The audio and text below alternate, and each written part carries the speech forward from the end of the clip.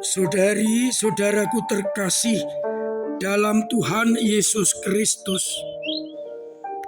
selamat pagi dan berkah dalam. Kita berjumpa kembali dalam renungan harian Rabu 19 Juni 2024. Seperti biasa, permenungan kita dasarkan pada bacaan Ekaristi hari ini. Bacaan yang pertama dikutip dari 2 Raja bab 2 ayat 1, diteruskan ayat 6 sampai 14, di mana kita akan mendengarkan Elia terangkat ke surga disaksikan oleh Elisa, dan nanti Elisa akan menjadi penerus Nabi Elia sebagai Nabi Israel. Sedangkan pada bacaan Injil yang dikutip dari Injil Matius bab 6 ayat 1 sampai 6, dilanjutkan ayat 16 sampai 18. Yesus berbicara soal bagaimana melakukan kewajiban keagamaan di depan orang supaya tidak dilihat. Karena dengan demikian Bapa yang di surga akan memberikan ganjarannya. Apabila memberi sedekah, janganlah mencanangkannya. Jangan seperti orang-orang munafik. Apabila berpuasa, janganlah kelihatan mengubah raut muka seperti orang yang berpuasa, tetapi hendaknya meminyaki rambut kepala agar tidak kelihatan berpuasa. Bila berdoa, berdoalah di tempat yang tersembunyi, maka Bapa akan melihatnya dan membalasnya.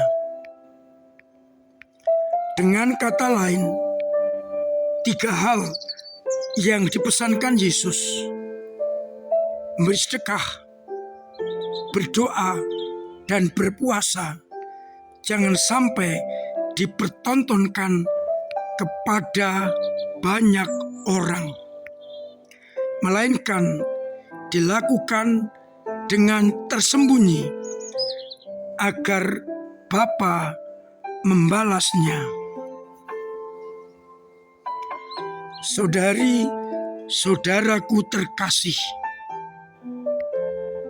hari ini kita mendapatkan pengajaran dari Yesus soal tindakan yang benar di hadapan Allah dalam 3 hal. Bagaimana harus berpuasa, bagaimana harus berdoa, dan bagaimana bersedekah. Tujuan utama adalah untuk menyampaikan sabda Allah dan kemuliaannya, sehingga ketika kita berdoa, ketika kita berpuasa dan bersedekah, biarlah Allah saja yang tahu. Tetapi dunia seringkali menggoda kita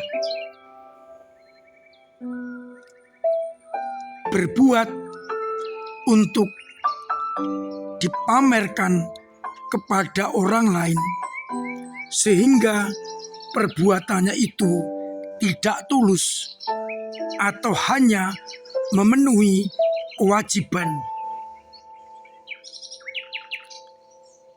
Itu sebabnya maka seringkali tindakan kita kurang berkenan kepada Allah karena hanya agar dipuji atau memenuhi kewajiban.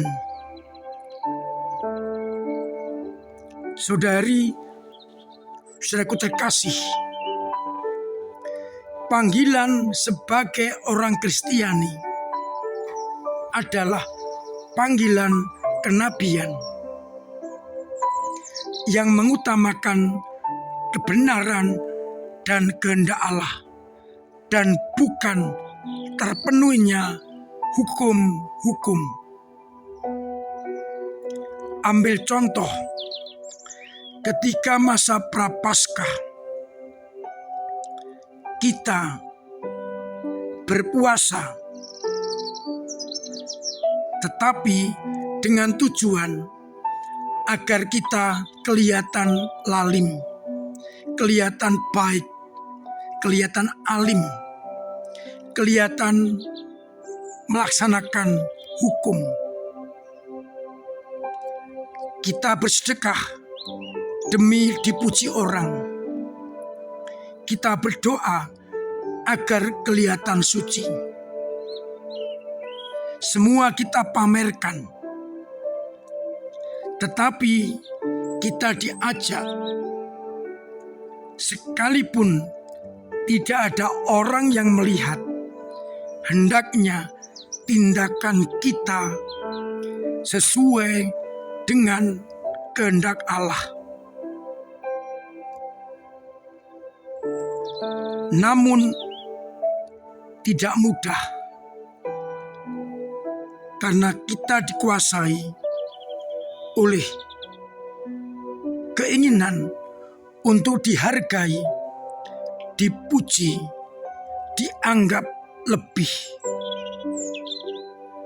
Maka tidak jarang tindakan kita seperti orang Farisi, melaksanakan hukum dan aturan agar dipuji oleh orang.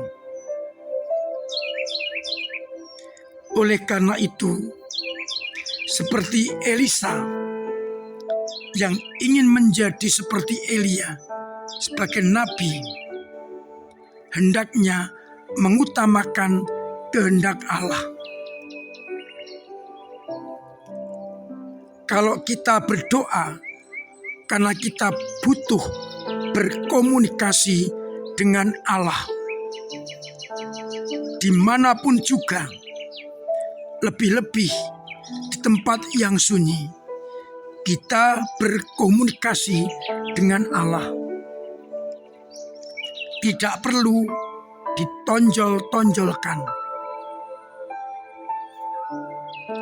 Kalau kita bersedekah, pertama-tama ingin menyampaikan kasih Allah kepada orang-orang yang membutuhkan.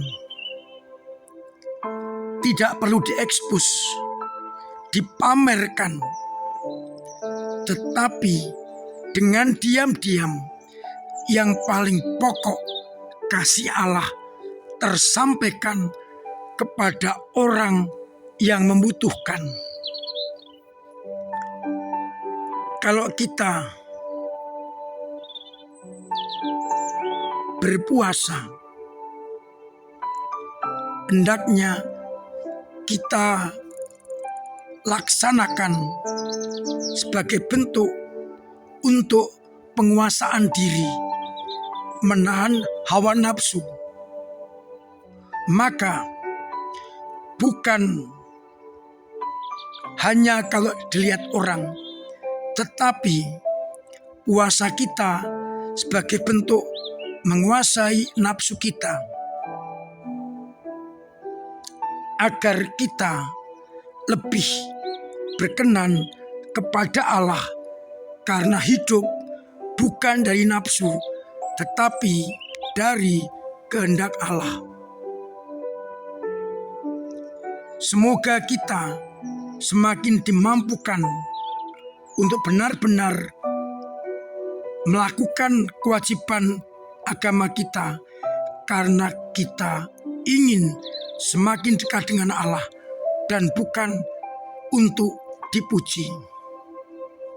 Pertanyaan permenungan kita, bagaimana sikap kita berdoa, berpuasa, dan bersedekah? Apakah untuk dipuji orang, ataukah karena kita melaksanakan kehendak Allah? Semoga kita semakin mampu bertindak karena kita ingin mewujud nyatakan kehendak Allah di dalam hidup kita. Tuhan memberkati kita sekalian. Amin. Marilah berdoa. Bapa yang penuh kasih, sabdamu mengajak kami untuk bertindak agar kami bukan untuk dipuji, tetapi semakin mendekatkan diri kepadamu dengan melaksanakan kehendak-kehendak-Mu. Mampukan kami untuk berpuasa, berdoa, dan bersedekah untuk menunjukkan cinta kasih-Mu kepada sesama. Biarlah akhirnya dengan itu semua orang mengenal cinta kasih-Mu. Kuatkanlah iman kami yang lemah, yang jatuh, yang mandek, agar tetap menjadi iman yang tumbuh, melaksanakan kehendak-Mu. Semoga umat-Mu yang sakit Engkau sembuhkan, yang beban berat Engkau ringankan, yang punya persoalan Engkau bantu mengurai, yang punya kesulitan ekonomi Engkau bantu lewat sesamanya, dan usahanya Engkau beri keberhasilan, agar mereka tetap mengalami penyertaan-Mu. Untuk itu, bantu kami dengan berkat-Mu sendiri, Bapa dan Putra dan Roh Kudus. Amin. Saudari-saudaraku terkasih, tetap saya ajak, saya dorong untuk memiliki pola hidup yang sehat, agar kita pun membantu sesama semakin sehat. Saya ajak, saya undang untuk ambil bagian dalam berbagai kegiatan gereja, termasuk mengikuti Katolik Asyik, kursus katekis, dan kegiatan-kegiatan kelompok kategorial. OMK saya undang untuk hadir tanggal 28 dalam pertemuan bersama. Terima kasih untuk peran serta panjenengan dalam pelayanan gereja, baik dengan doa-doa, dengan tenaga dan karya, serta dengan dana yang pasti membantu pelayanan gereja. Semoga akhirnya gereja semakin hidup dan benar-benar mampu untuk membantu sesama, terutama yang miskin, lemah, kecil, tersingkir, dan difabel. Mari kita wujudkan gereja yang berpihak kepada orang-orang kecil. Akhirnya saya mengucapkan selamat pagi Selamat merenungkan. Salam sehat. Tuhan memberkati.